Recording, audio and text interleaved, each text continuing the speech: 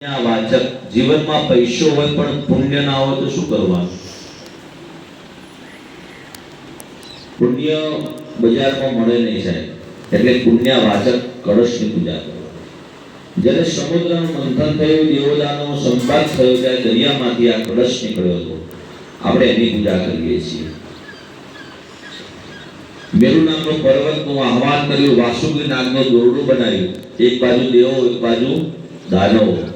દરિયાનું મંથન કર્યું, દરિયામાંથી બધી વસ્તુ નીકળી, હાથી નીકળ્યા, ઘોડા નીકળ્યા, ઔષધિઓ નીકળી, સોનું નીકળ્યું, રૂપું નીકળ્યું, પારિજાત નામનું વૃક્ષ નીકળ્યું, ઝેર પણ નીકળ્યું. પણ ઝેર લેવા કોઈ તૈયાર થયું? ઝેર કોને લીધું? મહાદેવ. એટલે કીધું છે કે जिसके गले में सांप है वही सबका बाप है.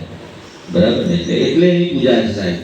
શિવની પૂજા કરવાથી જો દરેક યજ્ઞ હોય પણ એમાં તમે શિવનું સ્થાપન ન કરો ને તો યજ્ઞ તમારો થતો વિધ્વંસ થઈ જાય સાહેબ. બરાબર છે? દક્ષ પ્રજાપતિએ ખબર છે યજ્ઞ કર્યો હતો ત્યારે સ્થાપન કોનું નતું કર્યું? શિવનું સ્થાપન નતું સાહેબ.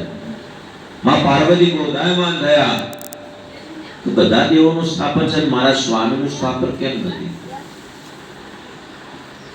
માતાજી ક્રોધ થયા, અગ્નિમાં બળ્યા, અને અગ્નિમાં બળ્યા ત્યારે 52 ભાગ થયા, અને અત્યારે 52 શક્તિપીઠોની રચના થઈ.